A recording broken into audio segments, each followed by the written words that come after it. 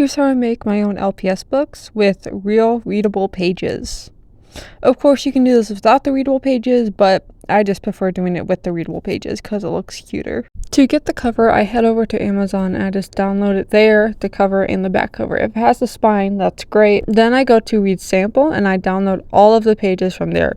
Keep in mind, some books will not have a read sample, so if it doesn't have that, I would recommend choosing a different book. Now you're going to head over to canva.com, make a new design for free. You just need to sign in.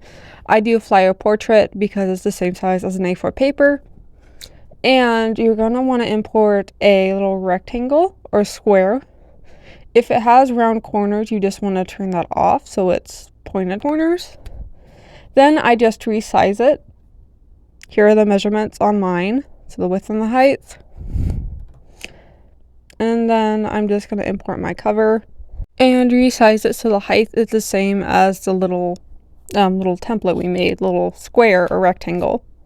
And to make it easier, I'm just going to copy the front cover, put it on the other side, and then import the back cover into that. So just kind of drag it on top of it. And there you go.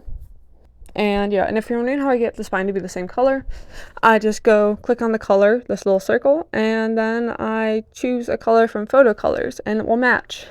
And yeah, and then I do the spine. Obviously, if you have the spine, you don't need to do this step, but I just add text and rotate it like so.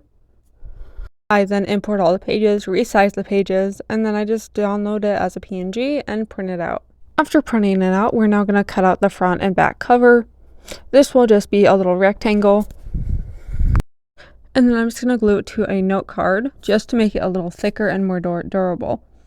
I use liquid glue here, but you want to make sure you spread it out really, really good so it doesn't get all bumpy when it's dry.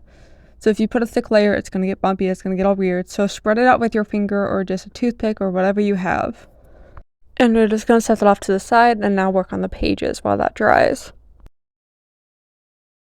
Now we're going to cut out the pages, not individually, but in a rectangle so they are all connected. Because we're going to fold this in the accordion fold, and I'll show you how to do that in a second. I now fold it, so we're going to fold the first page in front, and then the next fold in back. This is the accordion fold. I don't really know how to explain it, but you see what I'm doing here. We just fold it like an accordion. Hopefully that makes sense. And this will make our little pages. And we're going to do the same thing to the other little sheet of pages. After doing that, I then glue the pages together. So where the pages like meet, you want to put glue. This is a little hard to explain, but you'll get the hang of it once you do it. So just putting glue and then spreading it out really good so it won't get all bubbly. And yeah. I'm just using my fingers because I'm lazy to get a toothpick or a paintbrush, but I would just recommend getting a toothpick. That works fine.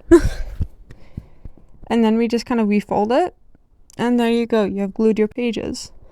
Then I do the same thing to the other strip, glue it together, and then I attach both together. Obviously, you don't need to make them separate. I don't know why I made them separate. You can just, when designing it, put it in a long, rectangle shape with all your pages connected. I should have done that. I don't know why I didn't, but if you have two separate ones, you can just glue them together and make sure it's lined up. After I do that, I now cut the cover out. The cover needs to still be a little wet and not completely dry because when you fold it for the spine, it's going to be a little bit of a pain.